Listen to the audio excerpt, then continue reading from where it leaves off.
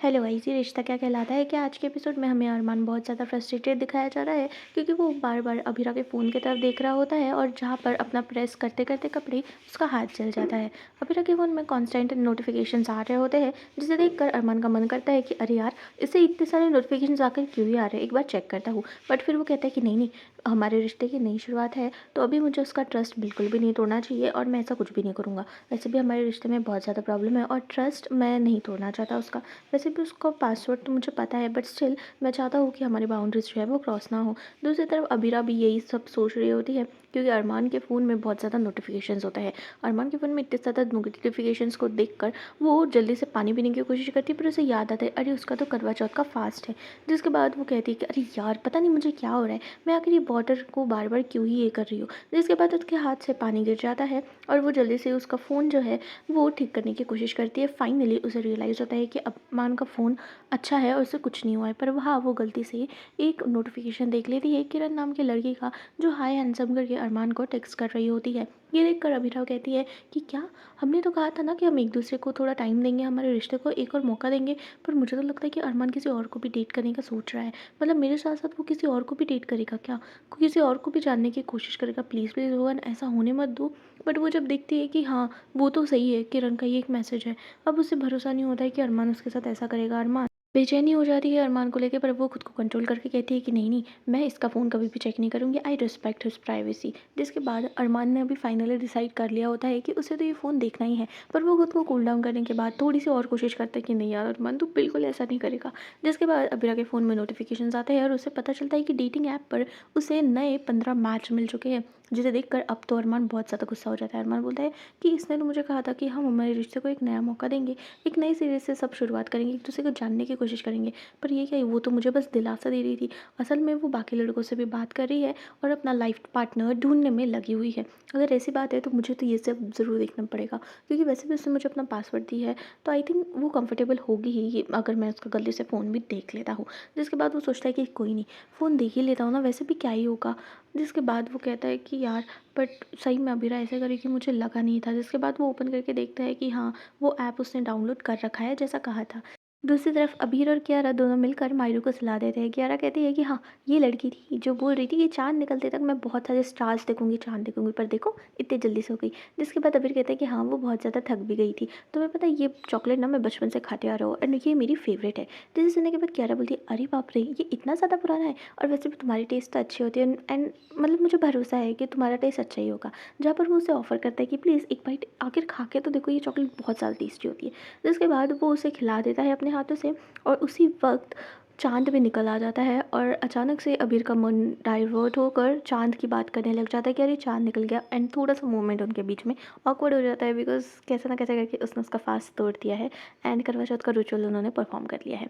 दूसरी तरफ बाहर हम देखते हैं कि सब लोग अब घर के लोग सारी रिचुअल्स परफॉर्म करते हैं, करवा चौथ का उपवास उनका तोड़ते हैं, जहाँ पर विद्या अपने पति की फ़ोटो फ्रेम और फ़ोटो को देखकर उसका उपवास तोड़ने की कोशिश करती है। अब ये सारे रिचुअल्स हो जाते हैं, अभी तक तो सारा मंज़र अच्छा ही चल रहा रहता है, सब खुशी का माहौल होता है। हाँ, थोड़ा-सा उदासी रहती है बिकॉज़ इसके पहले काजल और विद्या ने जो किया था, उसके बाद तो हंगामा तो होना ही था। जिसके बाद अब विद्या का मूड बहुत ज़्यादा ऑफ हो जाता है, वो अकेले ही अपने हाथ से खा रही रहती है कि दादी सा बोलती है कि इतना भी बिज़ी नहीं होगा, तुम्हें उसे फ़ोन कर लेना चाहिए, एटलीस्ट तुम्हें 5 मिनट तो वो दे ही सकता है तुमसे बात करने के लिए। विद्या कहती है कि मैं उन्हें डिस्टर्ब नहीं करना चाहती, वो एक दूसरी जगह पर आज उनकी ड्यूटी है, नाइट ड्यूटी है, तो फिर मैंने सोचा कि नहीं करती हूँ।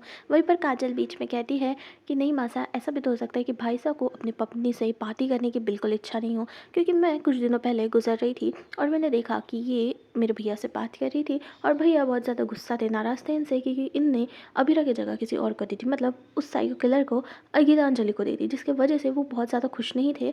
और उसके बाद उन्हें शायद ऐसा भी लग रहा होगा कि इनसे बात नहीं करना चाहिए। जिसके बाद मुझे ऐसा लगता है ना कि ये इसी बात से डर रही है कि कहीं उन्हें और खरी-खोटी ना सुना दे, इसीलिए ये नहीं कर रही है उन्हें कॉल। वैसे भी वो सही ही तो है, इनकी गलतियों पे पर्दा आखिर कितने ही दिनों तक टलेंगे। मुझे तो लगता है भैया को ऐसा लग रहा होगा कि उन्होंने गलती कर दी कि शिवानी भाभी की जगह जगह इन्हें दे दी करके। जिसे सुनने के बाद विद्या का मन बहुत ज़्यादा टूट जाता है, क्योंकि शिवानी को लेके वो बहुत ज़्यादा सेंसिटिव होती है। पर काजल अपने गुस्से के इसमें पीछे नहीं हटती। काजल कहती है कि मैं अभी वो पुरानी काजल नहीं रही, पर मैं, अगर आपने मुझसे लड़ने की कोशिश भी की तो अगर आप 2 शब्द बोलोगे तो आपको 4 शब्द सुनने भी पड़ेंगे। तो इसकी तैयारी कर लेना, अगली बार जब भी मुझसे लड़ाई करने के लिए आना हो। अब वो पूरी अपनी भड़ास निकाल देती है, ये कहकर कि तुम्हें क्या लगता है कि मैं शांत रहूँगी? नहीं, बिल्कुल भी शांत नहीं रहूँगी। जहाँ ये सब मंज़र देखकर दादी सा जल्दी से दोनों के बीच में आ जाती है और दोनों की सुलह करने की कोशिश करती है, ये बोलकर कि पोद्दार फैमिली में तो पता ही है कि रिश्तों की नींव जो है वो प्यार से बनती है, और चलो तुम दोनों ने भी माफ़ी माँगनी चाहिए एक-दूसरे को, क्योंकि तुम दोनों की गलती है। काजल, तुम्हें ये सब बोलना नहीं चाहिए था, और विद्या, तुम्हें पता है कि वो तान्या के बारे में कुछ नहीं सुन सकती। आखिर कोई भी अपनी माँ अपने बच्चों के बारे में ये सब नहीं सुनना चाहिए, पर तुमने तब भी बोला, तो दोनों की गलती है इसमें। तो तुम्हें दोनों को एक-दूसरे से माफ़ी माँगनी चाहिए और हमारे रिश्ते को वापस से सुलह करके ये सब ठीक कर देना चाहिए। देखो आज कितना अच्छा मौका भी है, तो चलो एक-दूसरे से माफ़ी माँग लो। दादी आगे इतना बोलने के बाद भी विद्या इतनी ज़्यादा हर्ट हो जाती है कि वो अपना हाथ निकाल लेती है झटके से मासा के हाथ से, और कहती है कि नहीं मासा, मैं इससे तो कभी भी माफ़ी नहीं माँगूँगी, और ये बोलकर वहाँ से वो चली जाती है। अब काजल ये सब देखकर बहुत ज़ोर से चिल्लाकर कहती है कि हाँ, हाँ, मुझे भी कोई शौक नहीं है आपसे झगड़ने का, और मैं भी आपसे माफ़ी बिल्कुल नहीं माँगूँगी। मैं नहीं चाहती कि आपको आदत पड़ जाए अपनी गलतियों को सुधारे बिना दूसरों से माफ़ी मंगवाने की। तो वहाँ से वो चली जाती है। दूसरी तरफ अबीरा को ये देखकर अच्छा लगता है, और फाइनली वो दोनों फ़ोन एक्सचेंज करने के लिए आ जाते हैं। वहाँ पर अरमान के हाथ में एक एप्पल रहता है। उसे लगता है कि शायद उसे पता चल गया कि उसने करवा चौथ का फास्ट रखा है उसके लिए, जिसे देखकर वो बहुत ज़्यादा स्वीट ऐसा कहती है। जिसके बाद जल्दी से फ़ोन एक्सचेंज कर लेते हैं। फ़ोन एक्सचेंज करने के बाद अरबीरा को पता चलता है कि अरमान ने उसका फ़ोन चेक किया, जिसके बाद वो थोड़ा-सा गुस्सा हो जाती है। वो कहती है कि अरमान, तुम आखिर ऐसा कैसे कर सकते हो? मतलब तुमने मुझे बिल्कुल भी ट्रस्ट नहीं किया, और तुमने, हाउ डेयर यू, मतलब तुमने मेरा फ़ोन चेक कैसे कर लिया? जहाँ अरमान कहता है कि हाँ, कर लिया तो क्या हो गया? वैसे भी तुम्हारे सो कॉल्ड 15 न्यू मैचेस तुम्हारा वेट कर रहे हैं। मतलब मैंने सोचा था कि तुम हमारे रिश्ते को एक मौका दोगी। अगर तुम 100% इसमें नहीं लगाना चाहती तो मुझे पहले क्यों नहीं बता देती? क्योंकि मैं नहीं चाहता कि मैं कुछ भी तुम पर फ़ोर्स करूँ। मैंने भी सोचा था कि हम हमारे रिश्ते को एक नया मौका देंगे, पर तुम तो इस ऐप पर हो। इस ऐप पर तुम्हें न्यू मैचेस भी मिल चुके हैं। और बहुत ज़्यादा फ्रस्ट्रेटेड होकर अबीरा कहती है कि हाँ, तो उसमें क्या हो गया? तुमने भी तुम्हारे फ़ोन में तो डाउनलोड करके रखा है, एंड सो कॉल्ड किरण भी तुम्हें मैसेज कर रही है। मुझे फ़र्क नहीं पड़ता तुम किरण से मैसेज करो, मीनाक्षी से, या किसी से भी मैसेज करो, मुझे अब कोई फ़र्क नहीं पड़ता। पर पता है तुम वही गलतियाँ बार-बार दोहरा रहे हो जो तुमने कहा था कि तुम नहीं दोहराओगे। जिसके बाद चाँद को देख के वो पानी पी लेती है और फिर कहती है कि हाँ, ठीक है, तुम्हें अगर ऐसा ही चाहिए तो ऐसा ही सही। तुम कभी भी मुझ पर ट्रस्ट करना नहीं सीख सकते। जिसके बाद वो सारी बात बताती है कि आलिया ने पीछे पे नज़र रखने के लिए ये सब उसके फ़ोन से किया था। जिसके बाद अरमान को गिल्ट तो होता है, पर अबीरा उसे बिल्कुल मौका नहीं देती। अबीरा कहती है कि हाँ, ठीक है, तुम्हें यही करना है तो यही सही। मैंने सोचा था कि तुम्हें शायद एक मौका दे दूँ, पर नहीं, इतना सब होने के बाद भी तुमने मुझ पे ट्रस्ट नहीं किया, and I can not trust you any more. इसके बाद वो एप्पल ले लेती है और उसके हाथ से छीन कर एप्पल खाकर कहती है कि हैप्पी करवा चौथ। जिसके बाद अरमान उसे समझाने की कोशिश करता है कि एक बार मेरी प्लीज़ बात तो सुन लो, पर अबीरा बहुत ज़्यादा नाराज़ होकर चली जाती है कि उसने फिर से उस पर बिल्कुल भी ट्रस्ट नहीं किया इतना सब होने के बाद। जहाँ पर अरमान जल्दी से भाग जाता है अबीरा के पीछे उसे मनाने के लिए कि please sorry, I am really sorry, मुझे नहीं पता था।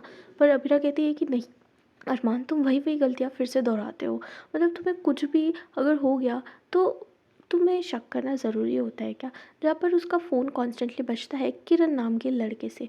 जहाँ पर वो उससे समझाने की कोशिश करता है कि अरे, अरे, तुमने गलत समझ लिया, किरण लड़की नहीं है, लड़का है। देखो, देखो, मैंने स्पीकर पे रख दिया और वो फाइनली एक लड़का ही निकलता है। जहाँ पे अरमान बोलता है कि मैं तुमसे बाद में बात करता हूँ, और अबीरा से समझाने की कोशिश करता है। अबीरा कहती है कि नहीं, मुझे शायद ये रिश्ते को एक और मौका देना ही नहीं चाहिए था। बिकॉज़ टर्न्स आउट कि ये बहुत ज़्यादा बेकार हो रहा है, एंड मेरा वर्स्ट डिसीजन भी होने वाला है, क्योंकि I can not trust you any more. क्योंकि तुम जब मुझ पे ट्रस्ट ही नहीं कर सकते, एंड रिलेशनशिप की बुनियाद ट्रस्ट पे होती है। जिसके बाद वो वहाँ से जाने की कोशिश करती है, पर दोनों बीच में रुक कर खुश हो जाते हैं, क्योंकि फाइनली पीछे अपने नीज़ पर होता है और वो आलिया को प्रपोज़ कर देता है मैरिज के लिए। जहाँ पर वो रिंग निकाल कर उसे मैरिज के लिए प्रपोज़ कर देता है, एंड बहुत ज़्यादा वो लोग खुश हो जाते हैं कि फाइनली ये दोनों मिल ही गए। जहाँ पर पीछे कहता है कि Alia, can you please marry me? जिसके बाद वो हाँ कर देती है, और सारे उसके फ्रेंड्स जो है बहुत ज़्यादा एंजॉय करते हैं ये मोमेंट को। जहाँ पर अरमान कहता है कि क्यों, तू तो कह रहा था कि तू आज उसे प्रपोज़ नहीं करेगा, फिर अचानक से ये सारा प्लानिंग कैसे हो गया?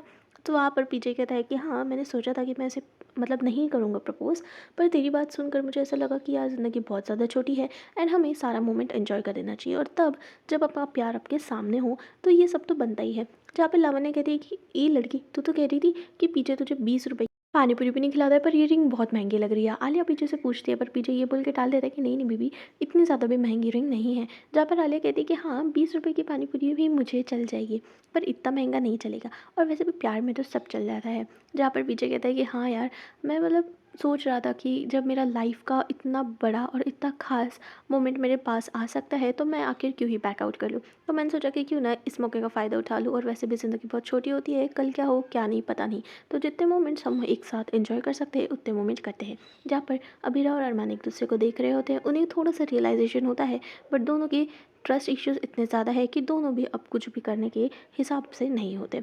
जहाँ पर जल्दी से वार्डन की आवाज़ सुनकर सब लोग अपने रूम में भाग जाते हैं, और आलिया को अभी भी भरोसा नहीं होता है कि ये सब हुआ है। मतलब उसे थोड़ा आइडिया तो था, बट स्टिल ये बहुत ज़्यादा अनबिलीवेबल था, बिकॉज इतना स्पेशल मोमेंट बहुत ज़्यादा स्पेशल होता है। जहाँ पर वो अबीरा से कहती है कि यार मतलब थैंक यू गाइस, आप लोग मेरे साथ थे। मुझे तो कभी मतलब रियलाइज़ ही नहीं हुआ कि ये इतना ज़्यादा अच्छा है। जहाँ पर वो स्टूपिड के बारे में ऐसा बोलती है, पर लावण्य इसके कान खींची कहती है अरे अपने होने वाले पति को कोई स्टूपिड कहता है क्या। वहाँ पर दूसरी तरफ पीजे को भी भरोसा नहीं होता है। पीजे अभी अपनी दुनिया में अपने डिलीलो माइंड में रहता है, जहाँ वो कहते हैं कि यार कितना अच्छा मोमेंट था, कितना स्पेशल था। I still can not believe कि मैंने ये सब किया, और यार थोड़ा देर तो मुझे अच्छे से रहने दे। जहाँ पर उसके फ्रेंड्स कहते हैं कि पर वो रिंग ना बहुत ज़्यादा महंगी है। अरमान भी उससे कहता है कि वो रिंग इतनी ज़्यादा महंगी है, कोई भी देखकर बता ही देगा कि ये रिंग बहुत महंगी है। पर तब पीजे को इतना ज़्यादा भरोसा होता है आलिया पे, कि वो कहता है कि हाँ भरोसा तो है मुझे आलिया पे, क्योंकि वो मेरी बात मानेगी, और अगर मैं भी उसकी जगह होता तो मैं भी उसकी बात मानता। जहाँ पर अभीरा भी उसे समझाने की कोशिश करती है कि वो सब तो ठीक है, पर ये रिंग बहुत ज़्यादा महंगी है, और मतलब बहुत जल्दी नहीं हो रहा है ये सब। पर आलिया कहती है कि नहीं, ऐसा कुछ भी नहीं है। और फिर अबीर उसे समझाती है कि अरे ठीक है, अब तो तुम्हें इसे नज़र नहीं रखने की ज़रूरत है, क्योंकि तुमने उसको स्टॉक भी किया था और तुम उस पर शक कर रही हो। पर आलिया पूरी बात पलट के बोलती है कि नहीं नहीं ऐसा नहीं है, थोड़ा सा पॉजिटिवनेस होना तो रिलेशनशिप में अच्छा होता है। अब अबीरा बहुत ज़्यादा कंफ्यूज हो जाती है कि यार आखिर ये सब क्या है। उसके लिए थोड़ा सा ये नेगेटिव फेस में चला जाता है। पर आलिया के बाद फिर आलिया और लावण्य के बाद सामने आ रही है कि हम ना एक दूसरे को ऐसे ही एक्सेप्ट कर लेते हैं। जहाँ पर पीछे समझाने की कोशिश करता है कि रिलेशनशिप में ट्रस्ट होना बहुत ज़्यादा इंपॉर्टेंट है, और आलिया और मैं हम एक दूसरे को बहुत ज़्यादा ट्रस्ट करते हैं। इतना ज़्यादा कि हम एक दूसरे के बिना रह भी नहीं सकते, और एक दूसरे की गलतियों को भी हम माफ़ कर देते हैं, क्योंकि उसे ही तो प्यार करते हैं। जहाँ पर लावण्य और आलिया भी एक दूसरे के साथ कहती है कि शादी में तो मैंने एक ही बात सीखा है कि एक दूसरे की गलतियों को खामियों को अपनाकर और माफ़ करने की पे ही भलाई है। तब ये रिश्ते की शुरुआत अच्छी होती है और बहुत दिन तक टिकी होती है। अगर यही सब खामियां हम लेकर सोचेंगे तो कभी भी शादी आगे नहीं बढ़ सकती। ये सब सुनकर अबीरा को भी थोड़ा रियलाइज़ होता है कि उनके रिलेशनशिप में क्या गलती है। कल हम देखने वाले हैं कि अबीरा को कहीं पे भी छोले और राइस नहीं मिल रहा होता है, बहुत ज़्यादा परेशान होती है, कि तभी अरमान एक अच्छे गेटअप में आकर उसे अपने हाथ से बने हुए छोले राइस ऑफ़र करता है। वो कहता है कि अरे देखो मैंने तुम्हारे लिए बहुत ज़्यादा टेस्टी छोले राइस बनाए हैं। हाँ ये मैंने खुद से बनाए हैं तो इतने टेस्टी होंगे या नहीं ये तो मैं नहीं बता सकता, पर अगर तुम्हें इतनी खाने की इच्छा है तो तुम टेस्ट कर सकती हो। अबीरा कहती है कि आखिर तुम्हें कैसे पता चला कि मुझे छोले और राइस खाने की इच्छा है। पर उस पर कुछ भी अबीरा का क्वेश्चन करके अरमान कमेंट नहीं करता है। अरमान बस उसे ऑफ़र कर देते हैं कि अरे यार तुम खा के तो देखो और बताओ मुझे कि कैसा है। मतलब मैंने ट्राई तो किया है, बट आई थिंक इतना बेस्ट नहीं होगा। जहाँ पर अरमान वहाँ पर अबीरा को शांति से देख रहा होता है। अबीरा कहती है कि अच्छा है, इतना बुरा भी नहीं है अरमान, तुम्हें पैनिक होने की ज़रूरत नहीं है। जहाँ पर अरमान बहुत ज़्यादा पैनिक करके कहता है कि कोई नहीं, मैं नेक्स्ट टाइम अच्छा बनाऊँगा। तो दोस्तों आपको ये एपिसोड कैसा लगा? अगर आपको ये एपिसोड अच्छा लगा है तो मेरे चैनल को सब्सक्राइब करना भूलना मत। देखते हैं नेक्स्ट एपिसोड में क्या काजल और विद्या अपने झगड़े को सुलझा लेते हैं, और क्या अरमान और अबीरा वापस से एक होने वाले हैं, जहाँ पर कियारा और अबीर के भी रिश्ता तो हैंगिंग में ही है। तो देखने के लिए भूलना मत नेक्स्ट एपिसोड, और मेरे साथ ऐसे ही जुड़े रहो। मिलती हूँ नेक्स्ट अपडेट के साथ, तब तक के लिए बाय बाय।